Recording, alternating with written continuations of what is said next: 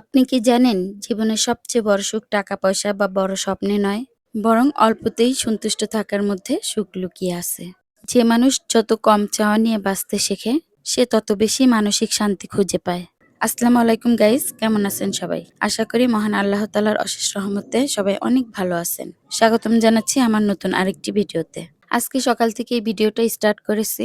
ছেলেকে সকালবেলা নুডলস করে দিয়েছি, ও এগুলা খেয়ে স্কুলে চলে গিয়েছে। আর এদিকে আমি এই যে ভাত বসিয়ে দিলাম। আর এখানে আমি কিছু চাল কুমড়া কুচি করে কেটে নিয়ে লবণ দিয়ে মাখিয়ে রেখে দিচ্ছি। কালকে কিছুটা চাল কুমড়া দিয়ে মাংস রান্না করেছিলাম, আর আজকে বাকি চাল কুমড়াটা ভেজে নিব। চাল কুমড়াগুলো লবণ দিয়ে মাখিয়ে রেখে আমি এখানে আগে মাছ রান্না করে নিচ্ছি, তো মাছ আগে ভেজে নিচ্ছি। আর চাল কুমড়াটা ওভাবে লবণ দিয়ে মাখিয়ে রাখার কারণ হচ্ছে ওখান থেকে কিছু পানি বের হবে, আর পানিটাকে ফেলে দিয়ে চাল কুমড়াটা ভাজলে অনেক সুন্দর ঝরঝরে হয় তাই। তো এখানে আমি আলু দিয়ে মাছ রান্না করব। আলুগুলোকে সিদ্ধ করে ভেঙে নিয়েছি। জীবনে আসলে সৌন্দর্য খুঁজতে হলে প্রথমে আমাদের শিখতে হবে কিভাবে অল্পতে সুখে থাকা যায়। আমি বরাবরই দেখেছি জীবনে যত চাওয়া পাওয়া কম থাকে মানুষ ততই মানসিকভাবে শান্তিতে থাকতে পারে। কারণ আমাদের চাওয়া পাওয়ার শেষ নেই, একটি পূরণ হলে আরেকটির ইচ্ছা জন্ম নেয়। আর সেই ইচ্ছার পিছনে দৌড়াতে দৌড়াতে অনেক সময় আমরা জীবনের ছোট ছোট সুখগুলো উপভোগ করতে ভুলে যাই। একবার ভেবে দেখুন, প্রতিদিন সকালে সুস্থ শরীরে ঘুম থেকে ওঠা, পরিবারের মানুষগুলোকে পাশে পাওয়া, দুবেলা খাবার খেতে পারা, এগুলো তো অনেক বড় নিয়ামত।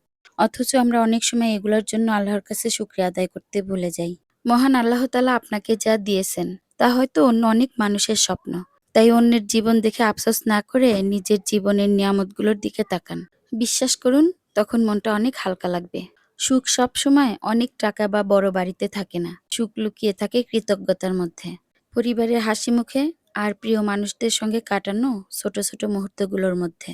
আমরা যদি প্রতিদিন অন্তত একবার আলহামদুলিল্লাহ বলে নিজের জীবনের জন্য কৃতজ্ঞতা প্রকাশ করি, তাহলে আমাদের মনেও এক ধরনের প্রশান্তি কাজ করে। জীবনকে সুন্দর করার জন্য সবকিছু বদলানো দরকার নেই, বরং নিজের দৃষ্টিভঙ্গিটা বদলালে অনেক কিছু বদলে যায়। তো যাই হোক, আপনাদের সাথে কথা বলতে বলতে আমি এখানে রান্নাগুলো কমপ্লিট করে নিলাম। একটু আলু ভর্তা করে নিয়েছি, মাছ রান্না করে নিয়েছি, আর চাল কুমড়া ভাজির মধ্যে আমি ৩টা ডিম ভেঙে দিয়েছি। আপনারা কি কখনো এভাবে ডিম দিয়ে চাল কুমড়া ভাজি খেয়েছেন? যদি খেয়ে থাকেন কমেন্টে জানাবেন। দুপুরে খাবারের জন্য আমি এই তো প্লেট সাজিয়ে নিয়েছি। আর এখানে ছিল আলু দিয়ে মাছের ঝোল, আর হচ্ছে চাল কুমড়া ভাজি, একটা ভাজা মাছ, আর একটু আলু ভর্তা, সঙ্গে নিয়েছি একটা কাঁচামরিচ। এই সাধারণ খাবারগুলো কিন্তু গরম গরম খেতে খুবই অসাধারণ লাগে। তো আলহামদুলিল্লাহ, দুপুরে খাওয়া দাওয়া শেষ করে একটু রেস্ট নিচ্ছিলাম। আর বিকালবেলা সিয়াম এই নাস্তাগুলো নিয়ে আসছে। আসলে ওনারা এর সাথে কোনো কিছুই অফার করে না। তো বাসায় সস ছিল, আমরা সস দিয়ে মা ছেলে দুজনে বসে খেয়ে নিচ্ছি। আর ভিডিওটা আপনাদের কেমন লাগলো সেই মতামতটা কমেন্টে জানাবেন, আর একটা লাইক দিবেন।